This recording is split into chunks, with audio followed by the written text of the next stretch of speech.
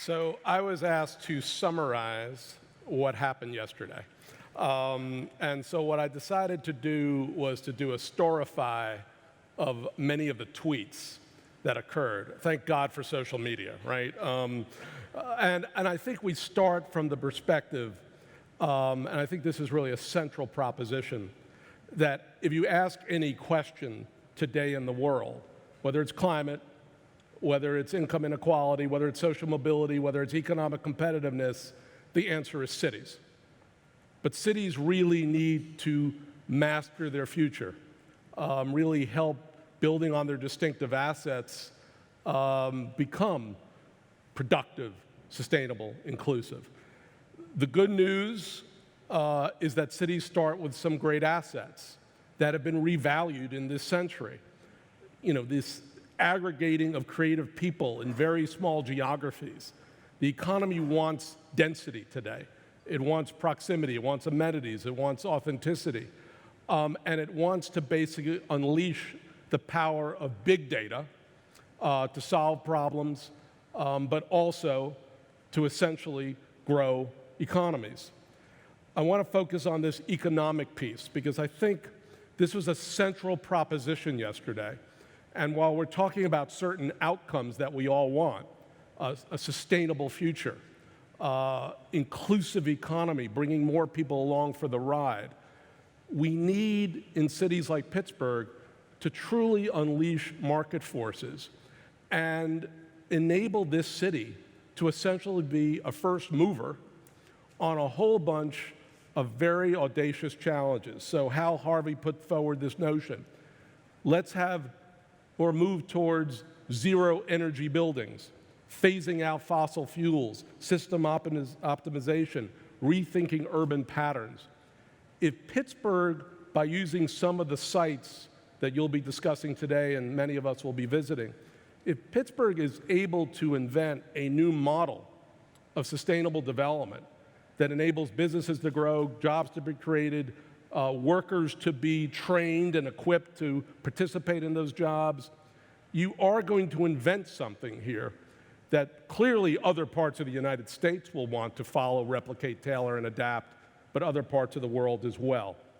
So a lot of what was described yesterday, even though it was in the language at times of sustainability or inclusion or equity, was really about unleashing market forces in particular ways, having this city become the vanguard of innovation around some really hard, not just domestic challenges, but global challenges. Look around the world today. The single unifying dominant trend in the globe is urbanization. What's happening in Beijing, what's happening in Mumbai, they are urbanizing so fast, they literally can't breathe the air or drink the water. Can Pittsburgh develop a model of sustainable development that can apply to these rising cities in emerging markets? If you do so, you are going to set off decades of growth, sustainable development and growth that can fuel the world. Business and sustainability go together. The ability of entrepreneurs, investors, working with your great advanced research institutions, a lot of what really was described yesterday, in my view, and again, looking at the gazillion tweets that went over social media, was really about this place becoming, yes, sustainable, yes, inclusive, but also competitive, a world beater, right? A trading city that invents the new model here and then takes it to the world. Now, the interesting part about this is not just about government or about companies or about Carnegie Mellon or UPitt or about investors. It's about people at all strata. Because cities are not governments, they're networks. And what we heard yesterday was that as you go forward and you invent this new model of competitive and sustainable and inclusive growth, have extreme public participation. Because there is wisdom in the crowd, and there is wisdom at all levels, whether it's the block or the neighborhood or the city or the metropolis on up. And what was interesting yesterday was to hear repeatedly both the goals of hedonistic sustainability, because sustainability at times sounds like, eat your spinach, right? It at times sounds like be austere.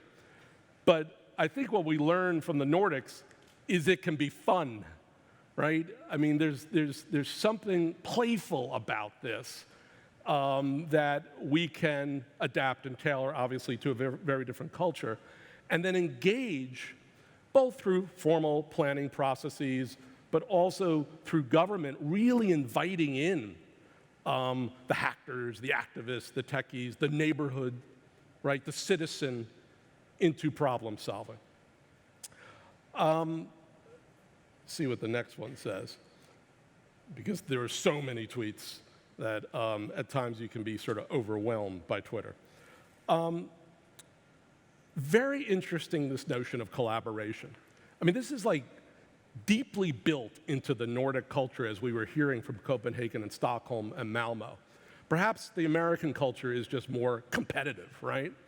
But I think what was really interesting to hear from so many of the participants yesterday was a sort of a message to government and a message to big philanthropy and a message to big universities and a message to big companies. The Pippi, what was it called? Pippi Lock? Okay, I obviously missed this as a kid. I was, watching Speed Racer or something. When you are very strong, you need to be nice. This notion of really building and stewarding collaborative networks. Networks that collaborate to innovate, collaborate to invent, collaborate to compete. And really thinking about not just a top-down kind of collaboration. The leaders sit up here, right, in the 5 or 7 or 10, sort of an exclusive network, but starting from the bottom up.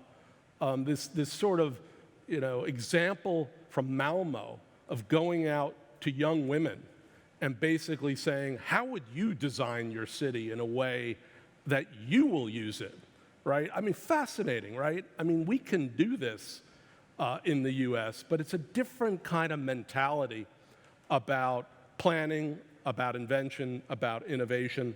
Maria Ranka from Stockholm Chamber of Commerce, I think, basically sent the signal to all of us. The old model of urban development in the United States is let's get a bunch of tax incentives, either from the city or from the state, and let's go out and lure some global company to come in and hope that they stay for more than 5 years, right? That doesn't work. The new model is people matter, your assets matter, understanding who you are. No one mentioned Dolly Parton yesterday, but the old notion of figure out who you are and do it on purpose, right? That very much is the message we're getting from the Nordics, is you don't have tax dollars to throw at companies. You've got to basically put together your assets, have a broader network that basically begins to work together and collaborate, and then you can crack the code. Last big piece that came out of yesterday, and this, frankly, is the biggest challenge to the United States and the biggest challenge to Pittsburgh. We are the land of income inequality. We are the land that basically is not letting young children be middle class by middle age. Something has gone awry here. And so Angela Glover-Backwell's basic challenge to us is, yes, grow a sustainable economy, and yes, grow a competitive economy, but bake in equity. Make sure it's at the start, the middle, and the end of the process. This has to be about inclusion. And everyone in this room from Pittsburgh can literally have in their mind the neighborhoods, the people who are not yet involved, but could be involved through a number of means. There were several examples that were put on the table yesterday, and I think all of them could apply. Digital equity, right? What Chattanooga has done with high-speed internet, 600 square miles, is basically bringing everyone into the wired, connected economy. What Siemens is basically saying, as you grow your innovative economy, it's not just for the PhD engineering brainiacs coming out of Carnegie Mellon. It could be for a young child starting in elementary school, getting exposed to new technology, seeing the fab lab, seeing the maker spaces, saying, hey, you know, I'm good with my hands. I can invent something. I can tinker, right? So begin to think about science, technology, engineering, arts, and math baked in early in your schools, baked into your high schools, into your community colleges. It's not just about four-year degrees. It's not just about advanced doctorates. Let's take the German apprenticeship model, apply it to Pittsburgh, and basically see more people participate. And last bit, connected, universal pre-K, early education. We know how much this matters to the trajectory of people and young adults over the course of their lifetimes.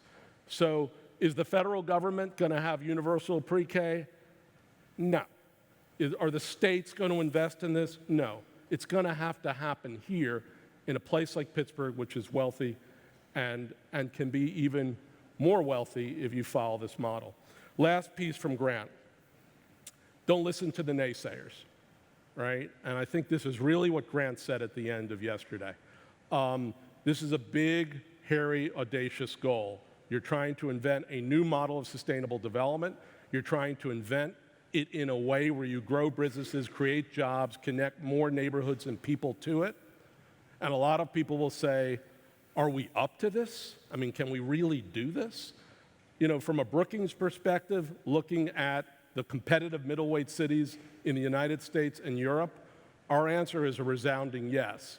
You start with unbelievable assets that no other city in our country has, because for just a bunch of reasons, your advanced research institutions, other critical institutions are located and concentrated in a very small geography, and that's how innovation is happening today.